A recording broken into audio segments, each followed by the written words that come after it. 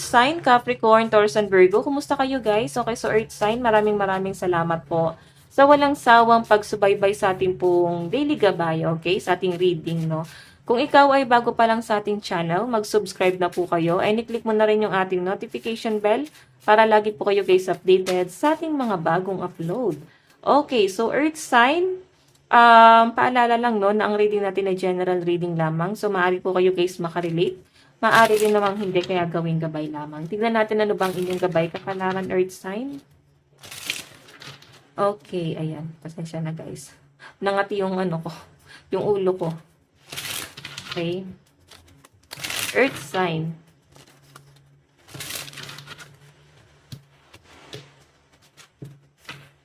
Gabay kapalaran po ni Earth sign ngayon. Spirit guide, gabay kapalaran po ni Earth sign ngayon.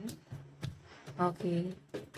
Oops. So guys, meron tayong Jack of Diamond, Four of Spade, Nine of Spade. Ayan, ako. I think guys, ito ha, mas bata ba sa inyo yung kadil mo? Maaaring may connection ka sa isang tao na may depression, may pinagdadaanan sa buhay. Baka anak mo to na nade-depress or matindi yung pinagdadaanan sa buhay na nakikita ko naman guys na na-overcome nitong batang to. Kung ano man yung mga pinagdadaanan niya. Okay, na-overcome niya. Pwedeng anak mo yan. Or pwedeng ikaw nai-stress ka ba ngayon? Hindi mo siguro masabi sa family mo yung mga pinagdadaanan mo ngayon kung nasan ka ngayon. Pwedeng ikaw ay nasa abroad or malayo ka sa pamilya mo. Or, ayan, yun na nafe-feel ko sa inyo guys eh. Parang, grabe yung depression, no? Grabe yung stress na pinagdadaanan mo. Okay, so guys, siguro kailangan maging kalmado ka. Focus mo yung sarili mo, no? Focus ka dun sa goal mo. And maghanap ka ng mga bagay na pwede mo maging libangan at ikasiya mo. Okay? Maging masaya ka dun sa bagay na yon. So, tignan po natin. Additional message. Kasi iba sa inyo, maaaring may mga broken-hearted dito. Maaaring mas bata sa inyo yung kadil mo. Nabo-broken-hearted ka ba sa taong to? Or nasasaktan ka dahil may trust issue ka na? Okay, tignan natin additional message po ni Earth sign. Earth sign. So guys, meron tayo, wow, blessing. Diba? Kung ano man ang meron ka ngayon guys, blessing pa yan. Sabihin na natin, yes, medyo mabigat ang mga responsibility, medyo mabigat para sa inyo yung mga nangyayari. Pero guys, ito ha, may blessing. May blessing doon. Okay, kailangan nyo guys, ayan, may mga gustong umalis dun sa commitment or gusto mong umalis dun sa isang sitwasyon, alisan mo na yan guys. Nahihirapan kay, kaya mo naman yan eh. Kaya mo naman guys umalis dito sa connection mo sa ibang tao na maaaring nagpapahirap din sa inyo. Kung bakit hindi mo guys makuha tong blessing na to, kasi may mga blockages. May nagpipigil. Okay, so tingnan po natin.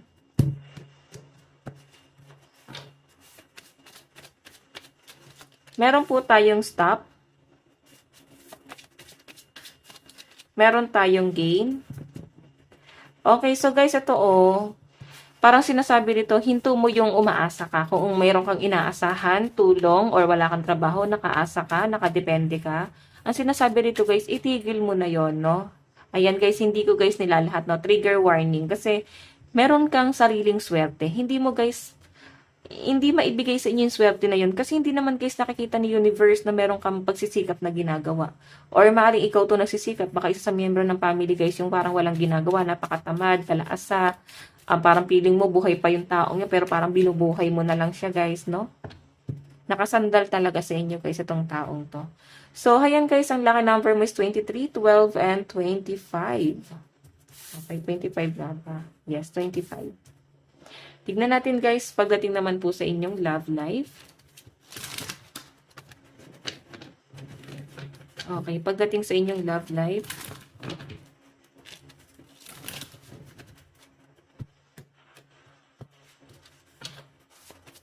Pagdating sa love life.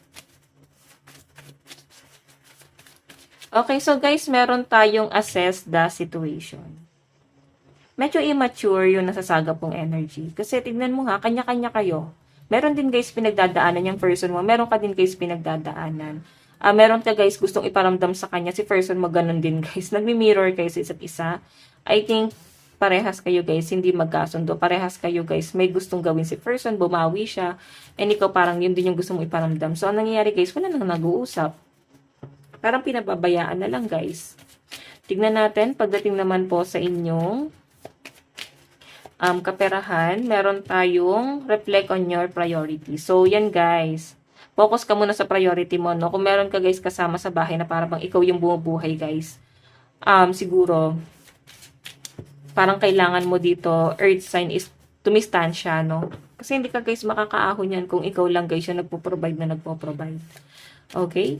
So, may nakikita rin ako dito guys, kung ikaw nga talaga yung nakadepende guys, focus ka sa priority mo guys. Baka kasi meron din sila guys, sariling priority sa buhay. Hindi nila guys mapagtuunan ng pansin kasi nga, inaalala ka pa nila. Okay? So, kailangan guys ay magkaroon daw po ng diskarte rin po sa sarili. Tignan natin guys. Okay?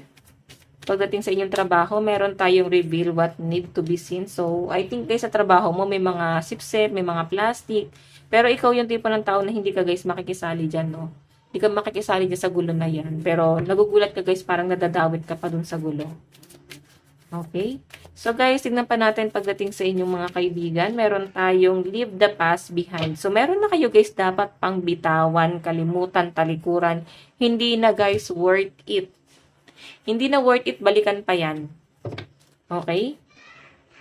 Hindi na dapat yan hinaharap pa. Kung masyado na guys masakit, bakit kailangan nyo pa guys tanggapin? Ba't kailangan pa guys, pag humingi na sorry is okay na sa inyo? Ay no, kailangan mo na daw guys iwasan yung mga taong negative. Okay? Maraming tao sa mundo, pwede ka guys magkaroon ng bagong kaibigan. Huwag ka masyadong attached dito sa mga kaibigan na to. So, tignan po natin guys. Pagdating naman sa inyong pamilya po ni Earth sign, meron tayong speak your world into being. So guys, kailangan siguro ng open forum sa family. Maring may tampuhan, hindi open sa family. Siguro guys, pakinggan din natin guys yung hinanakit, no? Ano ba pinagdadaanan nila? Ano ba yung concern nila sa atin? Bakit hindi tayo kinakausap? Parang pakiramdaman guys sa loob ng tahanan eh. Meron dito guys parang hindi komportable na magkakasama. As in, nabibigatan guys nabibigatan, no? Ganun yung nafe-feel kong pakiramdam dito. Nahihirapan. Parang gusto na lang guys is parang alam mo, ikat. Ganun yung nafe-feel ko rito. Okay, so tignan natin guys, advice.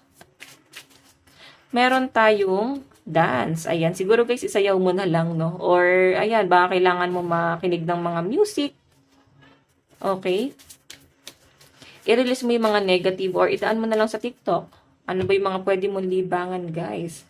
Kailangan daw is maging go with the flow na lang, guys. Huwag masyadong stress. And, syempre, kung may mga concern sa family, pag-usapan, guys. Okay?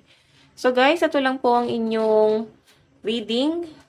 Ayan, ito lang po ang inyong daily gabay, daily horoscope. So, bukas po ulit. God bless and love you all. Bye-bye po.